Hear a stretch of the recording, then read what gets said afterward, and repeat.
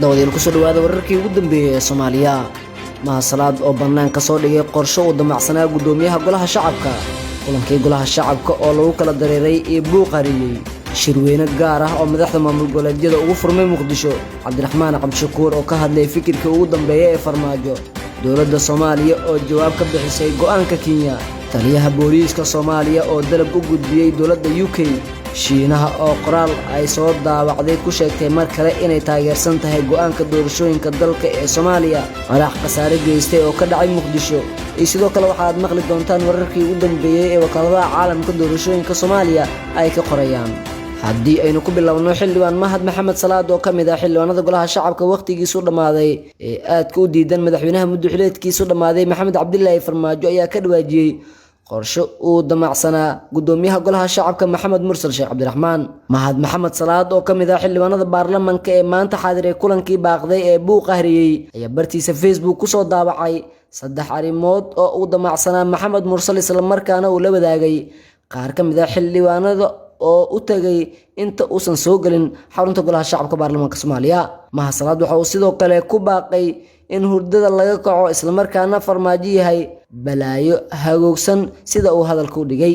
guddi xildhibaanaha oo u tagay gudoomiye Mursal maanta inta uusan furmin kulanka golaha shacabka ayaa waxa uu sheegay qodobadan heshiiska 17 Sebtembar inuu fashilmay laba muddo kordhin uu u sameynayo baarlamaanka iyo farmaajo saddex ciidamo xarunta golaha shacabka la wareegay oo isagu dalbaday waxa xaqiiqo ah in maanta cid walba ay u caddahay meesha loo wada socdo hurdada laga kaco farmaajo halis dhaafiyo ayuu hadalkiisa ku soo gabagabeeyay xildhibaan Mahad Maxamed Salaad oo kamid ah xildhibaanada golaha shacabka baarlamaanka Soomaaliya aadna ugu soo horjeeda xukunka madaxweynaha waqtigiisu dhamaaday Maxamed Cabdilaahi Farmaajo arrimaha golaha shacabkan ku guda jirnaayay waxaa lagu kala dareeray kulankii golaha shacabka ay maanta ku balansanaayeen xarunta Villa Hargeysa kadib markii lagu kala qaybsamay inuu kulanka afurmo ajandaha kulanka oo xalay lagu soo daawacay barta baraha bulshada ee baarlamaanka sidoo kalena xildhibaanada ayaa fariin qoraaleed loogu diray waxaana loogu sheegay in kulanka uu ku saabsan yahay COVID-19 balse waxaa yimid tuhun laga qabo in uu jiro muddo kororsi loo sameynayo madaxweynaha muddo-xileedkiisu dhamaaday Maxamed Cabdilaahi Farmaajo iyo sidoo kale xildhibaanada golaha shacabka baarlamaanka Soomaaliya ka hor intuusan furmin fadhiga buuq ayaa hariyay xarunta golaha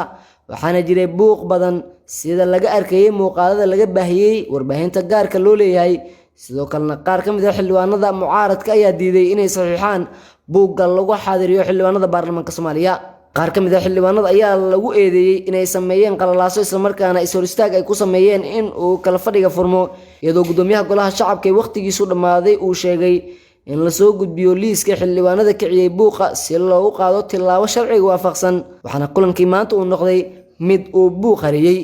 kulanka ayaa ku soo aaday xilli madaxweynayaasha shanta maamul goboleed oo kulan ugu socdo xerada Xalane iyagoo ka arinsanaya xaaladda doorashooyinka dalka iyagoo aad uga hadlaya in dalka loo jiheeyo meel doorasho uu ku aadi karo siyaasiga caanka Cabdiraxmaan Cabshakuur Warsame oo kamid ah xubnaha midowga musharaxiinta mucaaradka oo qoraal soo saaray ayaa ka hadlay kulanka maanta ee golaha shacabka iyo sheekooyin ku xirnaa Cabdiraxmaan Cabshakuur ayaa sheegay in madaxweynaha waqtigiisu dhamaaday uu rabo in xubnaha golaha shacabka ay sameeyaan muddo kordhin balse aysan arintaas suuragal ahayn siyaasigan oo hadalkiisa sii wata ayaa shaaca ka qaaday in farmaajo uusan doonin marnaba in dalka ay ka dhacdo doorasho guud oo loo wada dhan yahay farmaajo waxaa ka go'an in uu hor istaago wado kasta oo lagu gaari karo doorasho wadar ogol ah oo si nabad ah ku dhacda wuxuu doonayaa in golaha shacabka oo muddo-xileedkiisu dhamaaday aqalka sarena ka maqan yahay in uu muddo kordhin sharci darro ah u sameeyo wuxuu kaloo og yahay in dowlad goboleedyada mucaaradka iyo beesha caalamka aysan aqbali doonin ayuu qoraalkiisa ku yiri Cabdiraxmaan Cabshakuur Warsame sidoo kale musharax Cabdiraxmaan Cabshakuur ayaa tilmaamay in arintan ay tahay isqarxin siyaasadeed balse loo baahan yahay in laga feejignaado farmaajo waxaa ka go'an mar walba in dalka qalaaso uu galiyo waxaan xildhibaanada siyaasiyiinta sidoo kale ummadda Soomaaliyeed aan ugu baaqayaa in ay ka feejignaadaan xaaladda qalalaase ee farmaajo dalka uu gelin rabo ayuu hadalkiisa ku soo gabagabeeyay hogaamiyaha xisbiga wadajir Cabdiraxmaan Cabshakuur Warsame dhankalena haddaan eegno musharax madaxweyne Jibriil Ibraahim Cabdulle oo shir jir ay ku qabtay magaalada Muqdisho ayaa ka hadlay arrimo badan oo ku saabsan xaaladda dalka gaar ahaan doorashooyinka. Jibriil Ibraahim Cabdulle ayaa sheegay in dalka uu ku jiro xaalad aad u adag kadib markii shirar looga hadlayo arrimaha doorashooyinka ay qabsoomi waayeen kadib markii dhinacyada ishaya ay isku xireen shuruudo qaarna ay qaadeen tallaabooyin ay ku carqaladeynayaan. Jibriil ayaa sidoo kale ka hadlay kulmo uu la qaatay beesha caalamka, madaxda maamul goboleedyada yimid magaalada Muqdisho iyo ra'iisul wasaare Maxamed Xuseen Roble si loo xaqiijiyo hiigsiga dowladnimada. Musharax Jibriil Ibraahim Cabdulle waxa uu si dareen leh uga hadlay arrinta walaaca laga qabo ee doorashooyinka, wuxuuna ka digay in halis loogu jiro in talada ay ka baxdo gacanta ummadda Soomaaliyeed haddii aan xal loo helin oo aan arrintan xal laga gaarin. Arrinta doorashooyinka waxay keeni doontaa in awooddii aan heshiis ku gaari lahayn ama awooddii aan dalkeena annaga hoggaan ugu yeelan lahayn in ay ka bixiso gacanteena oo gacan shisheeye ay galayso, ayuu yiri Jibriil Ibraahim Cabdulle. Waxa uu ku taliyay in aan lagu kala tegin shirka Muqdisho ka furan ee looga hadlayo arrimaha doorashooyinka, kaas oo si habsami leh ay rajeynayeen in uu qabsoomo una socdo, balse musharaxiinta iyo sidoo kale xildhibaanada qaar iyo sidoo kale madaxweyne goboleedyada ay hor istaageen. Waxa uu ugu baaqay madaxda maamul goboleedyada iyo dowladda dhexe inay isu tanaasulaan mar walbana ay xasuusnaadaan in dalka iyagu uu ka weyn yahay. Waxa uu carabka ku adkeeyay in 4 sanaba mar ay muhiim tahay in dalka doorasho ay ka dhacdo, madaxweynahana uu ogsoon yahay arrintaasna muhiim ay tahay. Musharax Jibriil waxa uu soo jeediyay in haddii la isku fahmi waayo qodobada la isku hayo in loo weecdo dhanka dhaqanka, taasoo ahayd xal soo jireen ah oo Soomaaliya ay caan ku ahayd. Warar dheeraad ah ayaa ka soo baxaya khasaare ka dhashay qarax ka dhacay qaybo ka mid ah magaalada Muqdisho ee caasimadda Soomaaliya. Qarax oo ahaa nooca miinada dhulka lagu aaso ayaa ka dhacay wadada Beexaani dhanka degmada Shibis ee gobolka Banaadir. Dadka ag dhawaa goobta uu qarax ka dhacay ayaa waxay sheegeen in qarax lala egtay gaari qooqan Hilux ah oo uu watay taliyaha cusub ee ciidanka ilaalinta deegaanka oo lagu magacaabo gaashaanle sare Maxamed Carawi Cali. Inta la xaqiijiyay qaraxaasi ayaa waxaa ku dhaawacmay 3 ruux, qaarkoodna ay yihiin askar, kuwaas oo dhaawacyadooda loo qaaday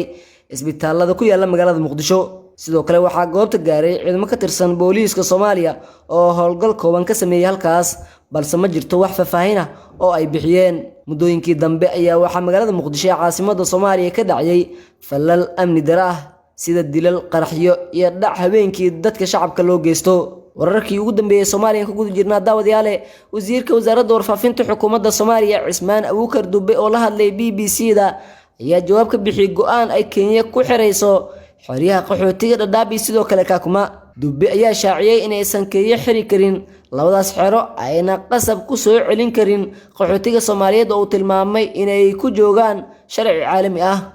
qaxootiga waxa uu ku fadhiyaa xeerka caalamiga ah ee qaxootiga ee loo yaqaano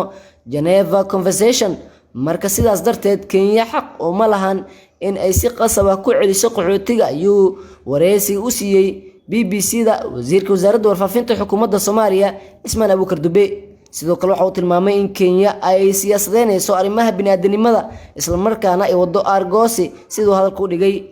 arrimaha siyaasadda waxay ka dhaxeeyaan labada dal kiis baa maxkamad yaal oo weli go'aan laga gaarin. arrimihii jabhadaha baan hadda xalkoodii helnay. marka haddii lagaga adkaaday siyaasadda ma ahan in aad ka argoosato dadka qaxootiga ayuu sii raaciyay. ugu dambeyn wuxuu hoosta ka xariiqay in dowladda Kenya ay dan badan ay ku qabto qaxootiga degan dalkeeda isla markaana ay ku hesho dhaqaale xoog leh. hadalkan ayaa ku soo aadaya iyadoo Kenya ay shaacisay in 2 toddobaad kadib ay albaabada isugu dhufan doonto xeryaha qaxootiga ee Dadaab sidoo kale Kakuma. taliyaha ciidanka booliiska Soomaaliyeed Cabdi Xasan Maxamed Xijaar ayaa magaalada Muqdisho kulan kula qaatay danjiraha cusub ee UK Katie Foster oo dhawaan madaxweynaha waqtigiisu dhamaaday ka gudoomay warqadaha danjirnimo. kulankan oo ka qabsoomay xarunta safaaradda UK ee magaalada Muqdisho ayaa waxaa looga hadlay xaaladda amni ee dalka iyo dhismaha dowladnimada oo uu hormuud u yahay hay'adaha nabadgelyada dalka. sidoo kale waxaa kulankan diiradda lagu saaray taageerada ay dowladda UK siiso Soomaaliya gaar ahaan midda ciidamada oo ay ka mid tahay dalalka sida weyn u taageera dhismaha dowladnimada Soomaaliya. labada mas'uul ayaa kulanka intii uu socday waxay isdhaafsadeen warbixino iyadoo labada mas'uul sidoo kale ay ka wada hadleen sidii dalka loo horumarin lahaa. taliye Xijaar ayaa dowladda UK ugu mahadceliyay taageerada ballaaran ay siiyaan Soomaaliya gaar ahaan garab istaagga joogtada ee ciidanka booliiska Soomaaliyeed asagoo ka dalbaday dardargelinta taageerada ciidamada. UK waxay ka mid tahay dowladaha taageera Soomaaliya waxaana inta badan ay ka taageertaa dhanka maaliyadda iyo sidoo kale dhismaha ciidamada. dhanka kalena waxaa isa soo taraya hadallada ay isdhaafsanayaan maamul goboleedyada dalka wasiiradooda sida wasiirka warfaafinta galmudug iyo sidoo kale wasiirka wasaaradda diinta iyo qaafta Hirshabelle. sidoo kalena waxaa goordhow sida la sheegay warbaahinta la hadlay wasiir ka tirsan maamulka koonfur galbeed waxaana arintan ay sabab u tahay kadib wasiir ka tirsan Puntland oo ka hadlay in dowlad goboleedyada dalka ee aan ahayn Jubbaland iyo Puntland ay yihiin kuwo si walba laga yeesho dowladana ay mar walba iyada ay maamulaan. waxa uu sheegay inaysan madax banaaneen arrintaas ayaa waxay dhalisay in ay noqoto arin dowlad goboleedyada wasiiradooda ay isku jawaabaan marba qof warbaahintu soo fadhiisto. arrintan ayaa waxaa laga yaabaa in ay salka la gasho madaxweyne goboleedyada iyadoo haddii xaalka sida uu yahay laga qaboojin waayo dhibaato ay imaan karto. Axmed Falagle oo ah wasiirka warfaafinta galmudug ayaa sheegay in ceeb iyo sidoo kale wax laga xishoodo ay tahay hadalkii uu ku hadlay wasiir ka tirsan Puntland oo uu ku sheegay in ay yihiin dowlad goboleedyada kale dowlad goboleedyada aan jirin aan dhisneen sidoo kalena ay yihiin dowlad goboleedyada magac ahaan leh u dhisan. waxa uu ugu baaqay in laga waantoobo waxyaabaha qaar ee lagu hadlayo Soomaaliyana maanta dhismaheeda lagu dadaalayo sidii loo badbaadin lahaana ay tahay waddo qof walba uu ku dadaalayo. arrintan ayaa waxay noqotay 24 saac la soo dhaafay mid hadal haysa dadka Soomaaliyeed iyadoo baraha bulshada laga dareemayo xoog arrintan. wararkii ugu dambeeyay Soomaaliya waa inaga intaa